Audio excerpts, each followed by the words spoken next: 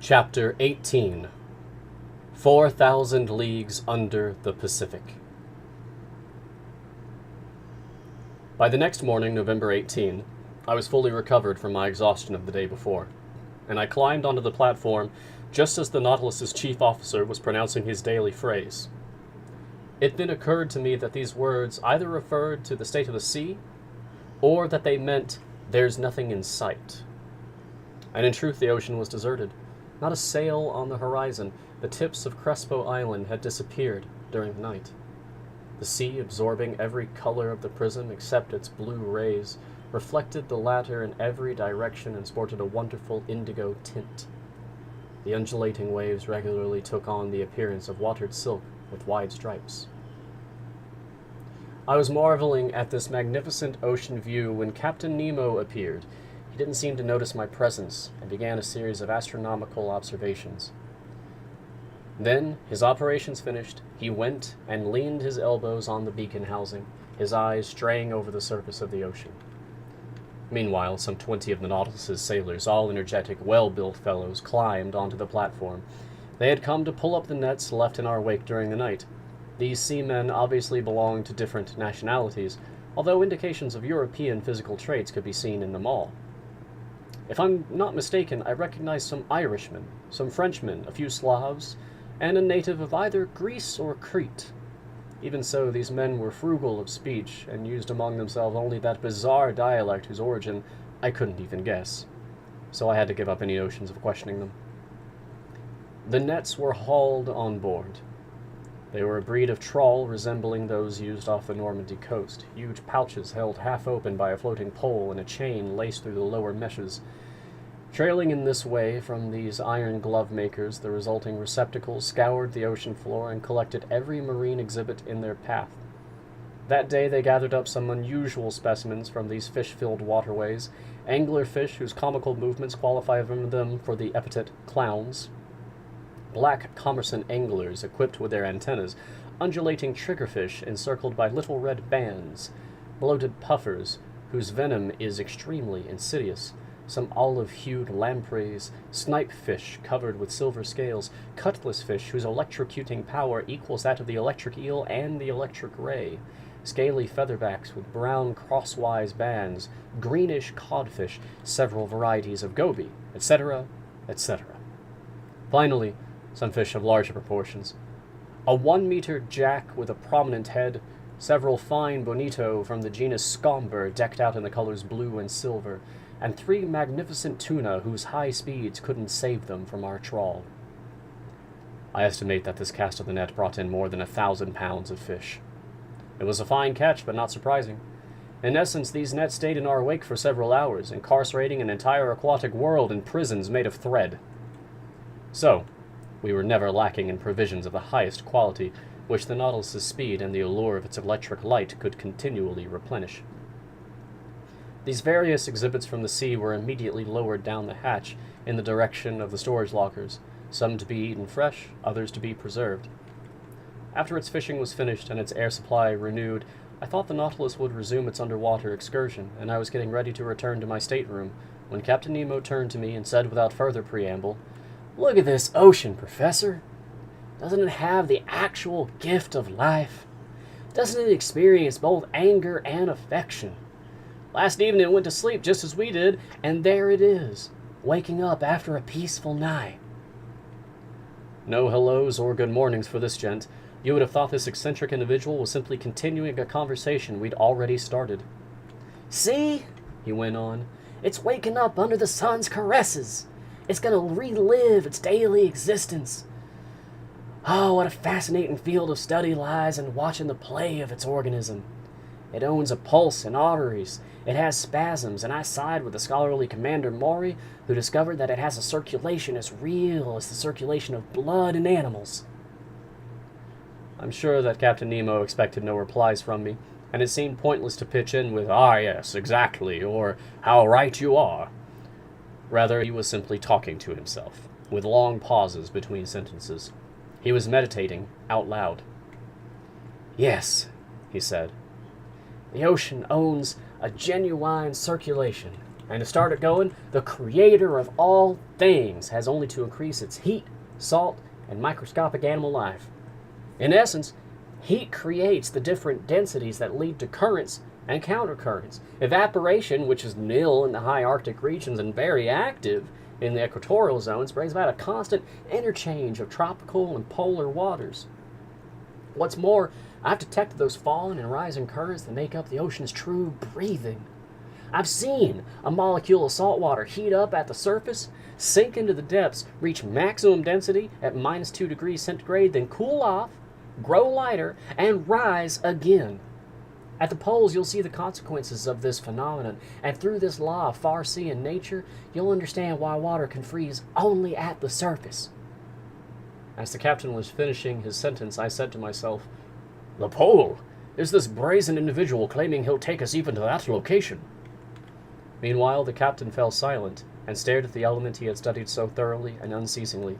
Then, going on, "Salts," he said, "fill the sea in considerable quantities, Professor, and if you removed all its dissolved saline content, you create a mass measuring 4,500,000 cubic leagues, which if it were spread all over the globe would form a layer more than 10 meters high.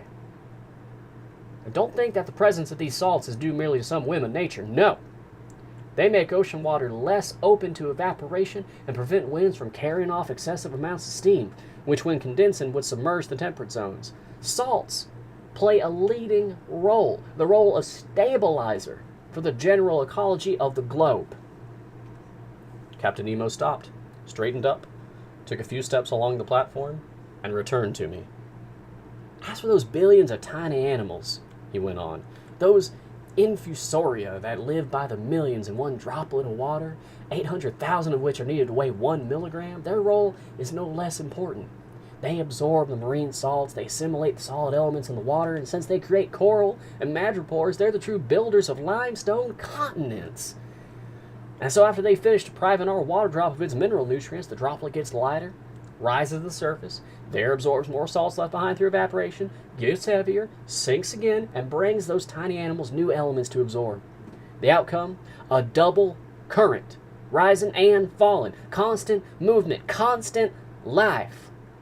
More intense than on land, more abundant, more infinite. Such life blooms in every part of the ocean, an element fatal to man, they say, but vital to myriads of animals, and to me."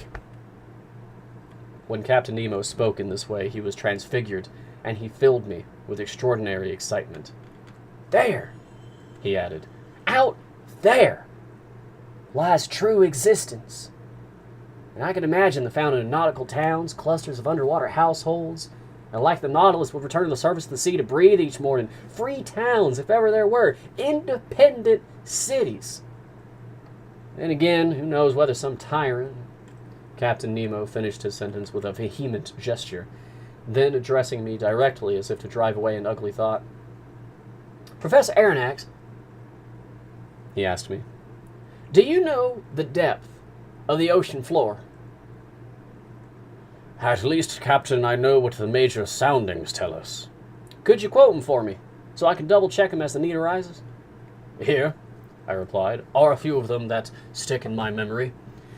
If I'm not mistaken, an average depth of 8,200 meters was found in the North Atlantic, and 2,500 meters in the Mediterranean. The most remarkable soundings were taken in the South Atlantic near the 35th parallel, and they gave 12,000 meters, 14,091 meters, and 15,149 meters. All in all, it's estimated that if the sea bottom were made level, its average depth would be about 7 kilometers. "Well, Professor," Captain Nemo replied, "we'll show you better than that, I hope. As for the average depth of this part of the Pacific, I'll inform you that it's a mere 4,000 meters." This said, Captain Nemo headed to the hatch and disappeared down the ladder. I followed him and went back to the main lounge. The propeller was instantly set in motion, and the log gave our speed as 20 miles per hour. Over the ensuing days and weeks, Captain Nemo was very frugal with his visits. I saw him only at rare intervals. His chief officer regularly fixed the positions I found reported on the chart, and in such a way that I could exactly plot the Nautilus's course. Conseil and Land spent the long hours with me.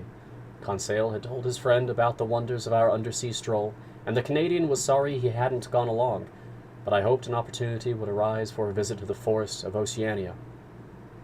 Almost every day the panels in the lounge were open for some hours, and our eyes never tired of probing the mysteries of the underwater world.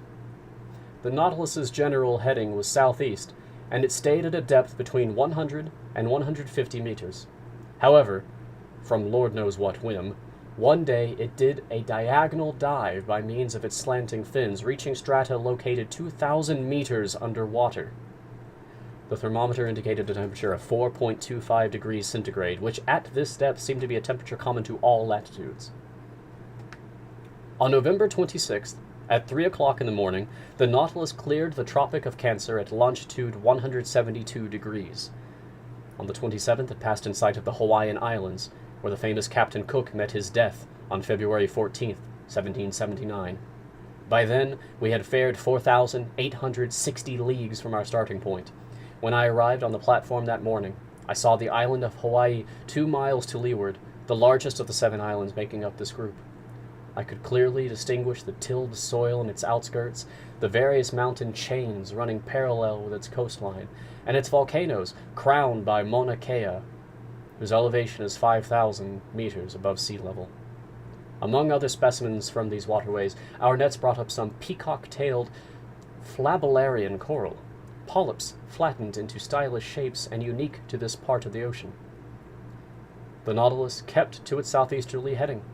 On December 1st, it cut the equator at longitude 142 degrees, and on the 4th of the same month, after a quick crossing marked by no incident, we raised the Marquesas Islands, 3 miles off, in latitude 8 degrees 57 south and longitude 139 degrees 32 west. I spotted Martin Point on Nuku Hiva, chief member of this island group that belongs to France. I could make out only its wooded mountains on the horizon, because Captain Nemo hated to hug shore. There our nets brought up some fine fish samples, dolphin fish with azure fins, gold tails, and flesh that's unrivaled in the entire world, wrasse from the genus Hologymnosus,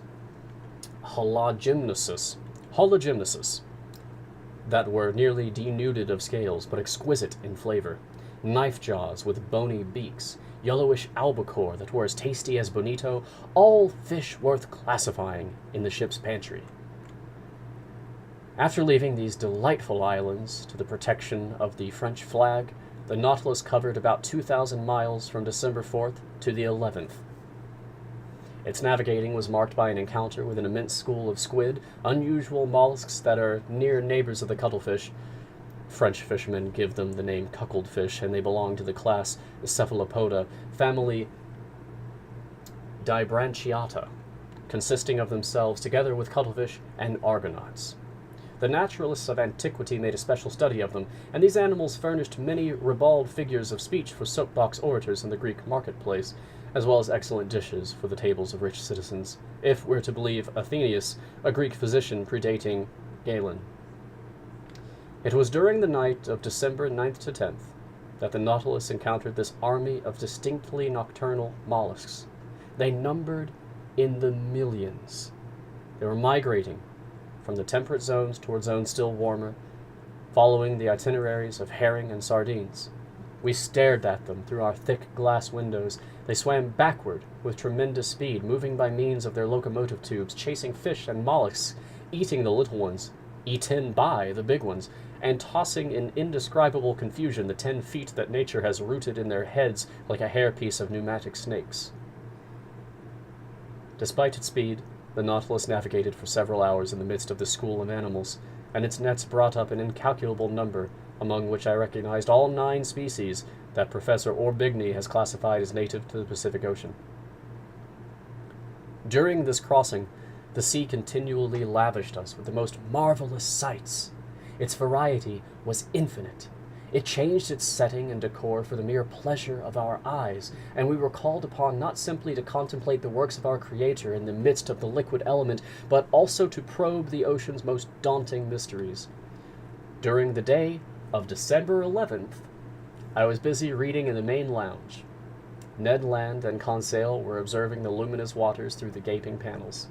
The Nautilus was motionless, its ballast tanks full. It was sitting at a depth of 1,000 meters in a comparatively unpopulated region of the ocean where only larger fish put in occasional appearances.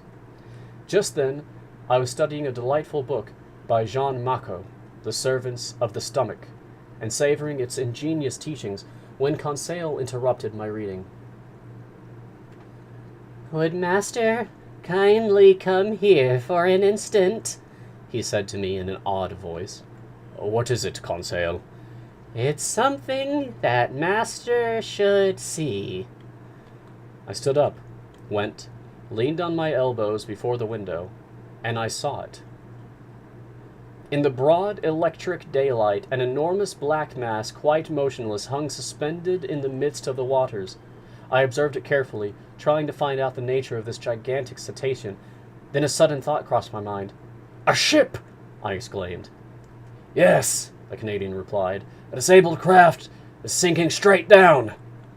Ned Land was not mistaken. We were in the presence of a ship whose severed shrouds still hung from their clasps. Its hull looked in good condition, and it must have gone under only a few hours before. The stumps of 3 masts, chopped off 2 feet above the deck, indicated a flooding ship that had been forced to sacrifice its masting. But it had heeled sideways, filling completely, and it was listing to port even yet. A sorry sight, this carcass lost under the waves, but sorrier still was the sight on its deck, where, lashed with ropes to prevent their being washed overboard, some human corpses still lay. I counted 4 of them. 4 men, one still standing at the helm, then a woman, halfway out of a skylight on the afterdeck, holding a child in her arms. This woman was young. Under the brilliant lighting of the Nautilus's rays, I could make out her features. Which the water hadn't yet decomposed. With supreme effort, she had lifted her child above her head, and the poor little creature's arms were still twined around its mother's neck. The postures of the 4 seamen seemed ghastly to me, twisted from convulsive movements, as if making a last effort to break loose from the ropes that bound them to their ship. And the helmsman, standing alone, calmer, his face smooth and serious, his grizzled hair plastered to his brow, his hands clutching the wheel, seemed even yet to be guiding his wrecked 3-master through the ocean depths.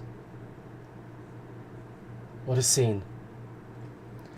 We stood dumbstruck, hearts pounding, before this shipwreck, caught in the act, as if it had been photographed in its final moments, so to speak. And already I could see enormous sharks moving in, eyes ablaze, drawn by the lure of human flesh. Meanwhile, turning, the Nautilus made a circle around the sinking ship, and for an instant I could read the board on its stern. The Florida Sunderland, England. End of chapter 18.